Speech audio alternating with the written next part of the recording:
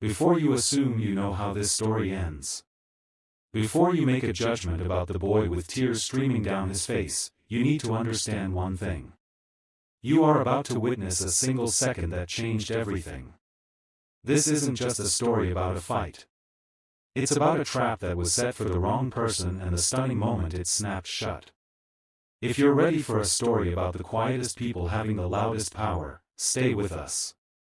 We explore tales of unexpected turns and the moments that define us. And you won't want to miss what happens next. The air in the traditional dojo was thick, heavy with the scent of aged tatami mats and the sharp clean odor of polished wood. Sunlight streamed in through the large windows, casting long dramatic shadows and illuminating dust motes dancing in a silence that was usually reserved for meditation and focus. It was a place of order, of discipline, a sanctuary built on respect. The wooden walls had witnessed years of struggle, not of violence, but of self-improvement. But on this afternoon, that sanctity was being violently broken. The students seated along the wall, a mix of white gi and casual clothes, were frozen. A silent audience to a play they never auditioned for. Their eyes were wide, their postures rigid, a collective breath held in their throats. They were looking at the center of the room at the two figures standing under the harsh revealing daylight. One was a girl, tall and broad-shouldered, encased in a red and white varsity jacket that screamed of a status she clearly felt entitled to. Her name was Madison, and in the ecosystem of this high school, she was an apex predator. Her long blonde hair was pulled into a high ponytail that swung like a weapon, and her face was contorted into a mask of cruel amusement. Her mouth open in a big mocking laugh that echoed too loud in the quiet space. Her right hand was clenched, not into a fist, but into a grip. Her fingers tightly wadded into the collar of A.B. Oi's gray hoodie. The fabric strained, the material bunching under the force of her hold. She was pulling him forward off balance, using her size and her presence to dominate the space around him, to dominate him. And then there was him. He was shorter, smaller, his frame seeming to disappear in her shadow. His name was Marcus and he was new, a fact that had painted a target on his back from the moment he'd walked through the school doors 2 weeks ago. His dark hair fell across his forehead in messy waves, but now they framed a face wet with tears. They weren't the quiet, pretty tears of a movie scene. They were messy, real tears of humiliation and a shock that was rapidly curdling into something else. His body was slightly pulled forward by Madison's grip. A marionette with its strings yanked by a cruel hand, but his feet, if you look closely, were planted. They weren't shuffling backwards. They were grounded. This small detail was lost on everyone. Especially on Madison, who saw only what she wanted to see, a victim. She had been circling him for days. A shark smelling blood in the water. He was quiet. He kept to himself. He didn't have a friend group to shield him. He was perfect. Today in the dojo after school, a space he had likely sought out for peace, she had finally pounced. The excuse was trivial. He was in her way, blocking her path to her friends. She told him to move, and when he had paused, looking at her with a quiet confusion that she mistook for defiance, her pride had ignited. The confrontation had escalated, her voice getting louder, more aggressive, spitting words about newbies needing to learn their place until it culminated in this single physical act of grabbing him, of asserting her control in the one place where control was supposed to be sacred. "Come on, new boy." Madison sneered, her voice a sharp, taunting whip that cut through the silence. "What's the matter? Cat got your tongue? Or are you just pathetic?" Her friends, a couple of girls loitering near the door, chuckled nervously. But the main audience, the seated students, remained silent. One boy in the back, his face pale, had his phone out, discreetly filming. He probably told himself it was for evidence for later. But in the moment, it felt like bearing witness to a car crash in slow motion. Marcus didn't answer her. His sad expression, the tears, they seemed to be his only response. Madison mistook this for surrender. She leaned in closer, her face inches from his, her breath hot against his skin. You think crying is going to help you? This is what happens when you don't listen. She gave his collar another sharp jerk for emphasis. It was the ultimate power play, a public shaming designed to break his spirit, to establish the pecking order for the rest of the year. She was the queen, and he was the peasant who needed to learn his place. The varsity jacket was her crown, her laughter, her scepter. She was utterly, completely confident. And that was her first and most fatal mistake. If you're captivated by stories like this, tales of unexpected justice and the power hidden in quiet souls, make sure to subscribe to Bully Tales. We bring you the most compelling stories of bullies getting exactly what they deserve, and you won't want to miss a single one. Hit that subscribe button now and join our community, ****. What Madison didn't see, what none of them truly saw, was the shift happening behind the tears. The initial shock of her assault had triggered the waterworks, a raw human reaction to violation. But as the seconds ticked by, something else was rising to the surface. Each tear that fell seemed to wash away a layer of fear, revealing a cold, hard core of something else entirely. It was like watching ice form over a turbulent lake. The surface was still in turmoil, but beneath it, a profound stillness was taking hold. His mind, trained through years of a life they couldn't imagine, was compartmentalizing the emotion, filing it away and accessing a different part of itself entirely.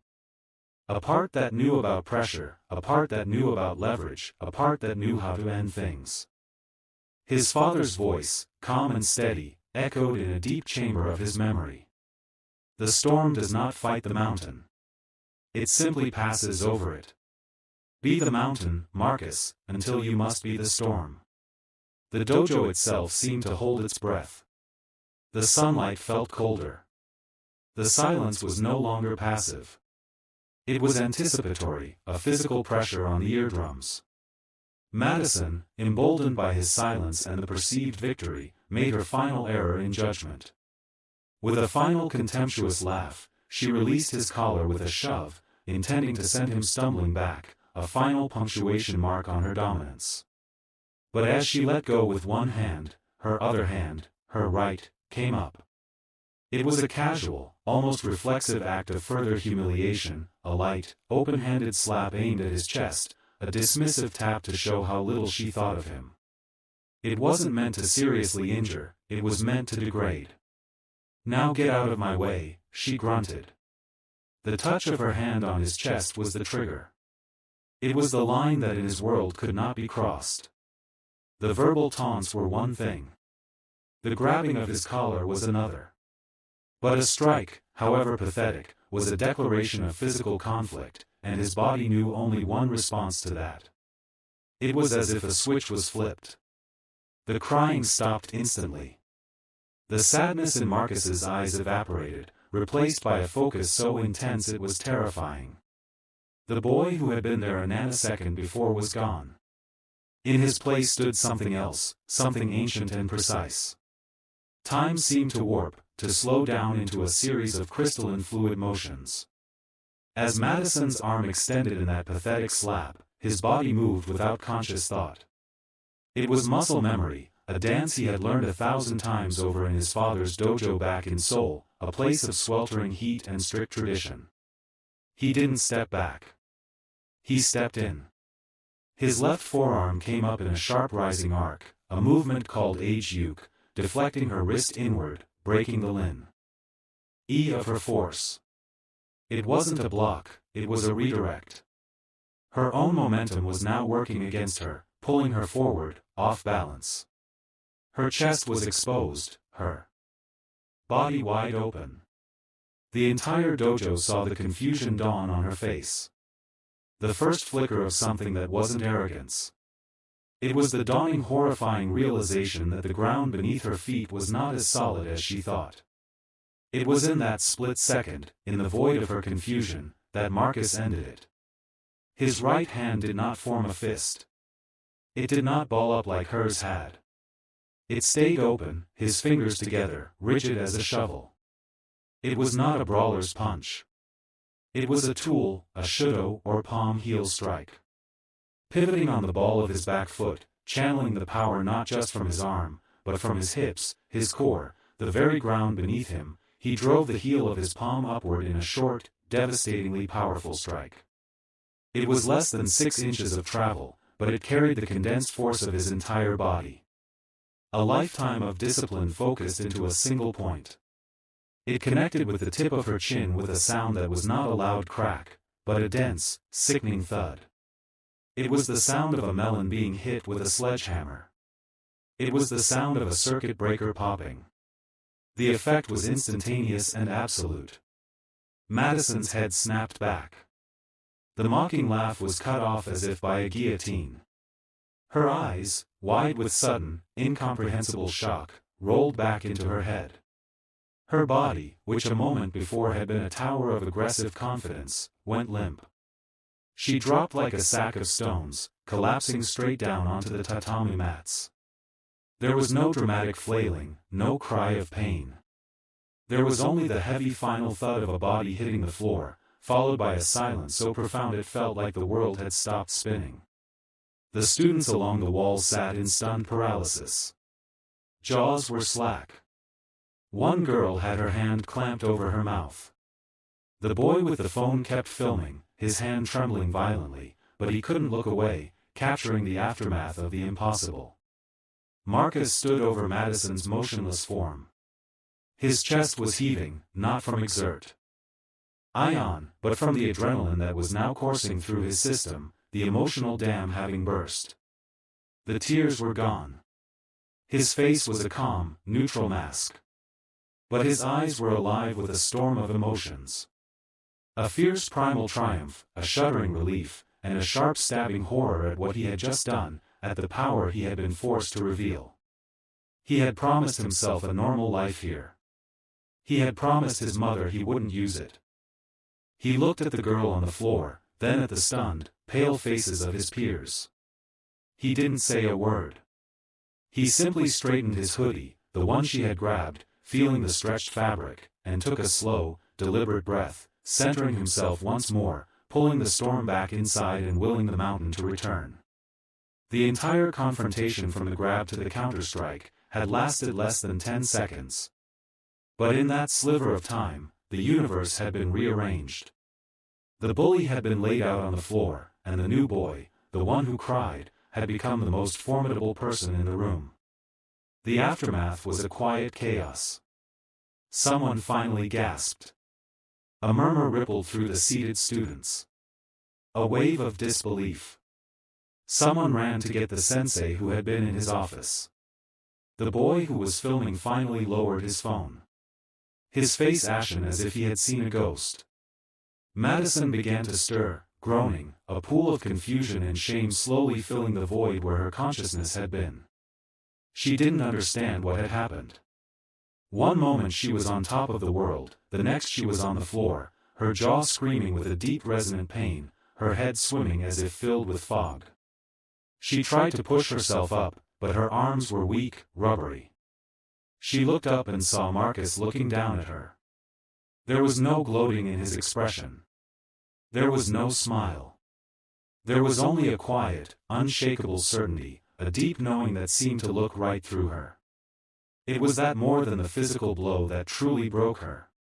The sensei arrived, his face a grim mask as he took in the scene.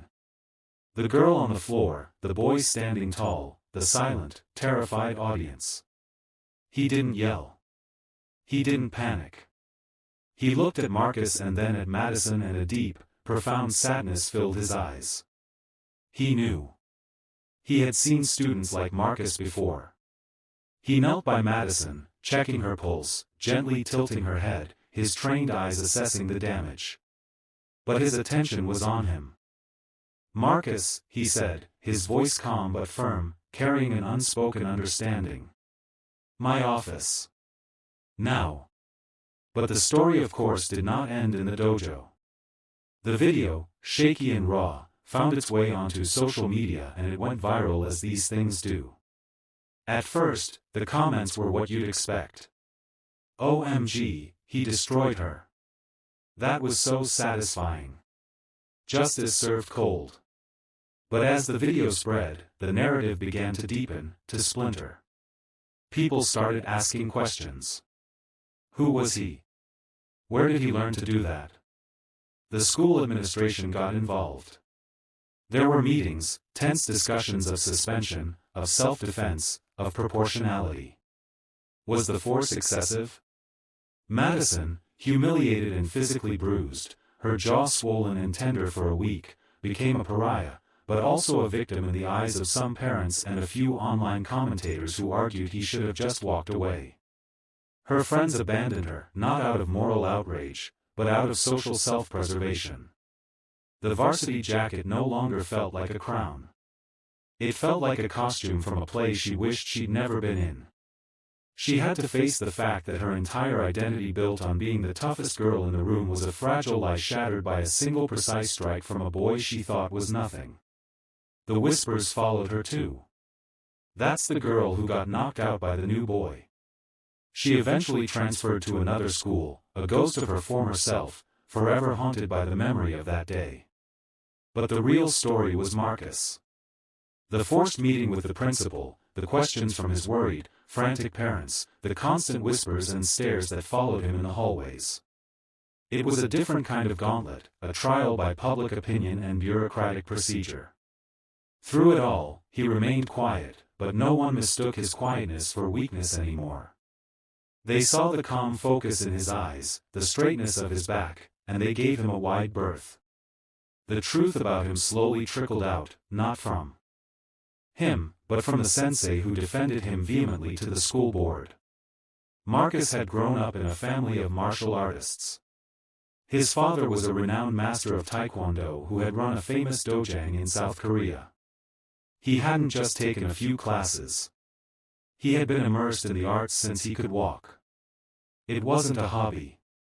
It was his heritage, his second language, a fundamental part of who he was. They had moved to this new town for a fresh start after his father's passing, and he had wanted to leave that part of his life behind, to try being a normal American kid. He had wanted to hide his power, to blend in. Madison had ripped that anonymity away from him. She had forced the tiger to show its teeth. In the end, there were no major suspensions. The school, swayed by the clear evidence of provocation, the multiple witness statements, and the passionate testimony of the sensei about the principles of self-defense in martial arts, ruled it a clear case of self-defense. Marcus returned to his classes, a quiet, solitary figure, but now with a legendary, almost mythical aura. Boys who had been too scared to talk to him before started tentatively asking him questions between classes. They didn't just want to know about the fight. They wanted to know how he found the strength to stand his ground, how he remained so calm. He never bragged. He never smiled about it. To him, it was a burden as much as it was a power. He had learned the hardest lesson a person with power can learn, that using it has consequences. That it changes how people see you. And that sometimes the strongest thing you can do is walk away. But sometimes walking away isn't an option. The sensei, after the school's decision, pulled him aside. You did what you were trained to do, he said quietly. You stopped the threat, nothing more. Do not carry shame for that. But remember, a true master seeks to avoid the fight. Now, everyone knows you are a master. Use that knowledge wisely. The story became a permanent part of the school's folklore, a cautionary tale told in hushed tones in the cafeteria and the locker rooms for years to come. Don't judge a book by its cover. The quiet ones are the ones you have to watch out for. But it was more than that. It was a story about the poison of arrogance and the stunning power of disciplined strength. It was about a boy who cried not because he was weak, but because he was human, and a girl who laughed because she was insecure, and the single decisive moment that inverted their entire worlds. The dojo was cleaned. The mats swept. The sunlight continued to stream through the windows. But nothing in that school was ever the same again. The echo of that one counter's trike, the one that ended it all, lingered in the air. A permanent reminder that respect is not given through fear, but earned through conduct, and that every predator eventually meets a bigger fish. Marcus eventually found a small, steadfast group of friends who valued him for his quiet strength, not his viral fame. And though he never again had to use his skills in that way, he walked the halls with a new unshakable confidence. A living testament to the idea that the most powerful storms often begin in the deepest silence. This story of a single life-altering moment was born from a simple brutal act of bullying. But it unfolded into something far more profound about the hidden strength within us all. It makes you wonder about the quiet people you pass every day and what storms they are capable of weathering. It was a story that resonated because it was about justice, but a complicated, emotional justice. Before we close, if this story moved you, if it made you think differently,